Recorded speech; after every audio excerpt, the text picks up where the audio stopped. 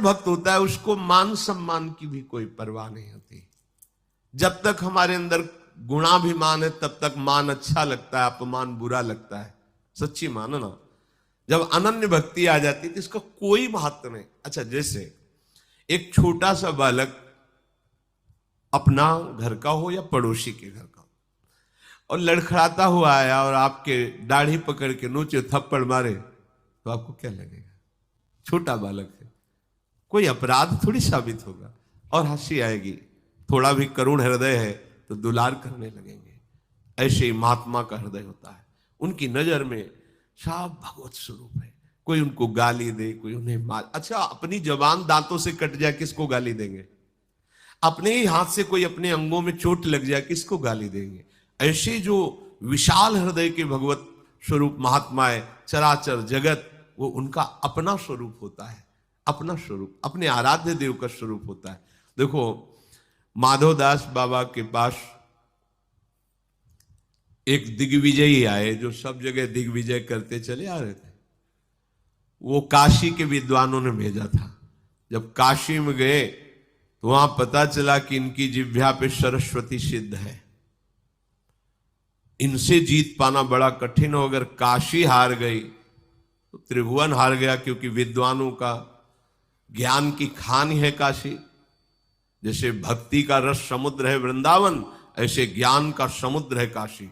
वहां एक सोहनी लगाने वाला भी आम्र मास्म का उपदेश दे सकता है। सैकड़ों अवधूतों के दर्शन हुए वहां तो घाटों में नांग धड़ंग एकदम शिव स्वरूप और ज्ञान से लबालब। ऐसा नहीं कि केवल नाटक कपड़ा उतार के फेंक दिया, ऐसा नहीं। ब्रह्मबोध संपन्न, चिता की भस्म ऐसे लगाए हुए घाटों में पड़े ब्रह्मबोध से, वो भगवान शिव की नगरी। माधवदास बाबा की प्रसिद्धि पूरे भारत में फैल गई थी। ठाकुर जी ने अपने भोग की थाल पहुंचाई थी। ठाकुर जी ने स्वयं अपनी रजाई उड़ाई थी। बड़ा वहां के राजा उनके चरणों में झुकता था। तो काशी के विद्वानों ने उस विद्वान से कहा कि पूरी काशी को परास्त करने में तुम्हें वर्षों लग जाएंगे।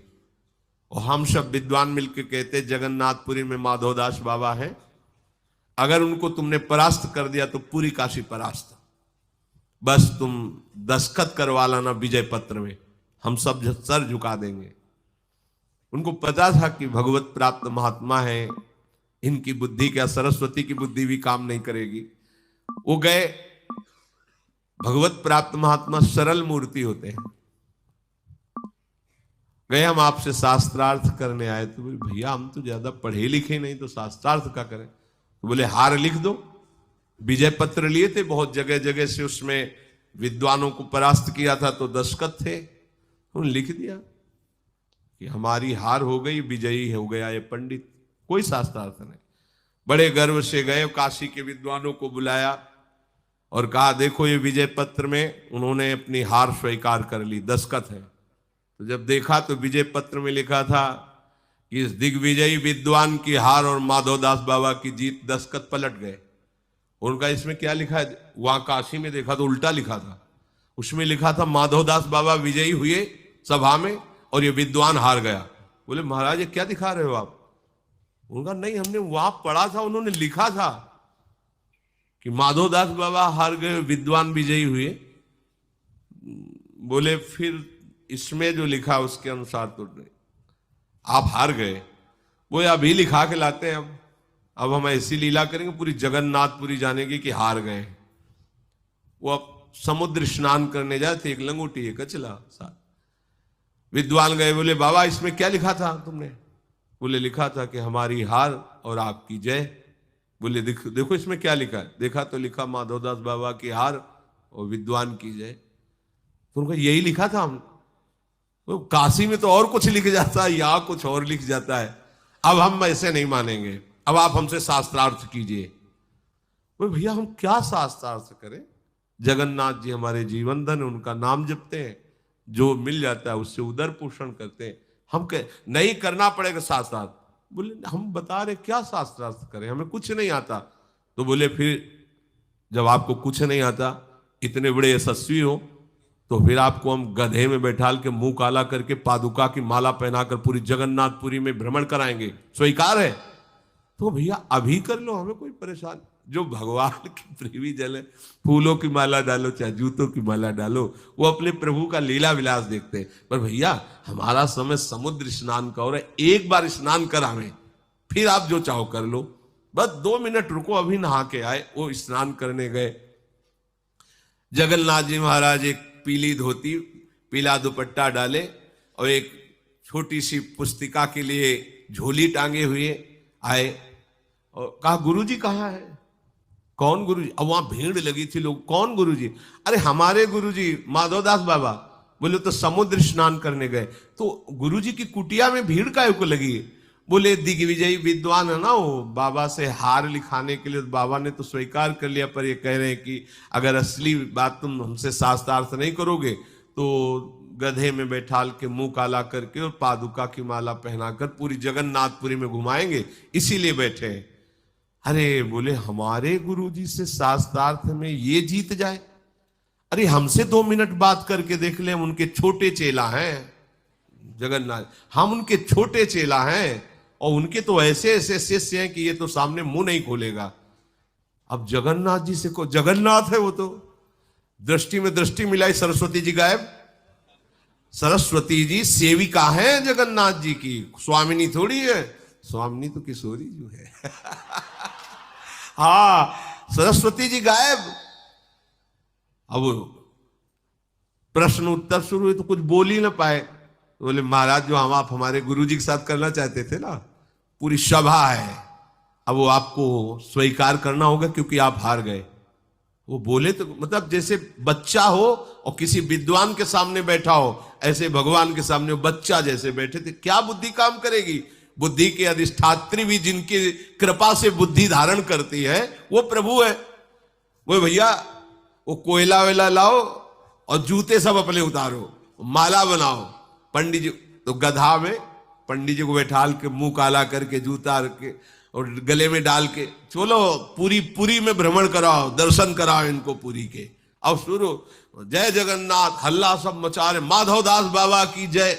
माधवदास बाबा स्नान करके आए वो उधर ही से, वो तो मस्त थे, जैसी प्रभु की इच्छा, जो ही प्यारो करे। बड़े मगन थे कि बड़ी कृपा होगी कि आज हमारे मुंह में कालिक पोती जाएगी, जूता पहना, तब कैसा लगेगा, हृदय में कैसा लगेगा। मतलब कृपा है तो हमें बुरा नहीं लगेगा, अहंकार है तो बुरा लगेगा। बड़ी मस्ती से जैसे कोई बहुत सुख प्राप्त करने जा रहा हो, आगे से भीड़ जय माधवदास बाबा की, जय जगन्नाथ जी की, पूरे सब। तो उनका भैया क्या हो गया? बोले पंडित जी आ रहे हैं, पंडित जी। नजदीक गए तो गधे में मुंह काला के पंडित जी बोले इतनी जल्दी क्या थी कि हम आ ही नहीं पाए, तुम ही अपना मुंह रंग के बैठ गए गधे में। उन्होंने कहा हम थोड़ी बैठे, तुम्हारे चेले ने परास्त कर दिया। तो उनका आज तक तो हमने कभी कोई चेला बनाया नहीं। कौन चेला है? बोले वो बीच में, सबके बीच में जगन्नाथ जी पीतांबर डाले, पीली धोती पहले, जय माधवदास बाबा की जय।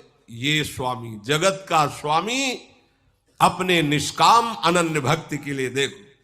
ये अगर हमारे हृदय में प्रभु के चरणारविंद की भक्ति है तो प्रभु कहते हैं मैं उसके अधीन हो जाता हूं। बड़ी बड़ी मतलब बात ही समझ में ले जाती है। अनन्य भक्ति का ऐसा प्रताप होता है। माधवदास बाबा प्रभु से बोले कि अब कल हम जाएंगे ब्रज दर्शन करने, आपकी प्रेम लीला भूमि में। वाह बाबा हम आपके बिना नहीं रह सकते। नहीं, देखो कैसे बात कर, नहीं नहीं हमारे पास इतनी सुविधा थोड़ी कि हम आपको भोग लगाते हुए ब्रज ले चले, आप यही हम जल्दी आ जाए। बाबा तुम्हारे बिना हम रह नहीं सकते। ये भगवान बोल रहे हैं, ये भगवान तुम्हारे बिना हम रह नहीं सकते। फिर भी हम जल्दी आएंगे, पर आपकी लीला भूमि के दर्शन करने जा रहे हैं आप। अब दोबारा बोलेंगे तो डांट लग जाएगी। जिनकी भ्रकुटी टेढ़ी हो जाए तो काल थर्रा जाता है, वो प्रभु अपने भक्त की डांट से डर रहे हैं। दूसरे दिन बाबा तड़के ही निकल पड़े जगन्नाथ जी को भाव से प्रणाम करके। अभी सूर्य उदय ही नहीं हुए थे कि बहुत भूख लगी। उन्होंने विचार किया कई कई दिन तक अन्न ना मिलने पर ऐसी मुझे व्यथा नहीं हुई जैसी आज हो रही। एक माई दिखाई दी जो कंडा थापने के लिए जा रही थी, उनका माई बहुत भूख लगी, कुछ पवा सकती? हाँ बाबा चल अभी। जल्दी से उसने जो भी खिचड़ी आदि बनाया और परोसा, पाओ बाबा। तो बाबा जी भी जगन्नाथ जी को अर्पित करके ऐसे पाने को हुए, तो वो माई ऐसे बैठे रो रही। बाबा की दृष्टि जा रही। बाबा ने कहा, माई कोई दुख है क्या तुम्हें? तुम क्यों रो रहे हो? बोले, हम अपने लिए नहीं रो रहे, हम ये रो रहे कि इतने छोटे लाला को तुम लेकर के नंगे पैर चला रहे हो, इसकी माँ कैसे रह पाएगी इसके बिना? बाबा तुम्हें दया नहीं आई? इतने छोटे बच्चे को उसकी माँ से अलग करके लिए जा रहे हो? बोले, माई किसको लिए जा रहे हैं? जब उन्होंने भागवतिक दृष्टि से देखा तो डरे हुए श्याम सुंदर खिचड़ी बोले, इसीलिए मुझे भूख लगी थी। पता है भूख तुम्हें पाला है और भूख हमें लग रही। अब हम आपसे प्रार्थना। बोले, बाबा हम ये अनन्य भक्ति का अहम भक्त पराधीन, पीछे पीछे भगवान डोलते, जहां जहां मेरा भक्त चरण रखे वहां वहां रखूं हाथ, पीछे पीछे मैं फिरूं कभी न छाड़ू साथ। ये अनन्य भक्ति आना बड़ा कठिन है। बिना अनन्य भक्तों के ये अनन्य भक्ति नहीं आ सकती। अनन्य भक्ति जब हम भगवत प्रेमी महात्माओं की आज्ञा के अनुसार चलते हैं, सच्ची मानिए संपूर्ण मोह का नाश, अहंकार का नाश, हृदय को निर्विकार होकर केवल प्रभु में आसक्त हो जाना, ये सिर्फ संत कृपा से होता है, गुरु कृपा से होता है। इसमें यह गुण साधन ते नहीं होई, तुम्हारी कृपा पाओ कोई कोई।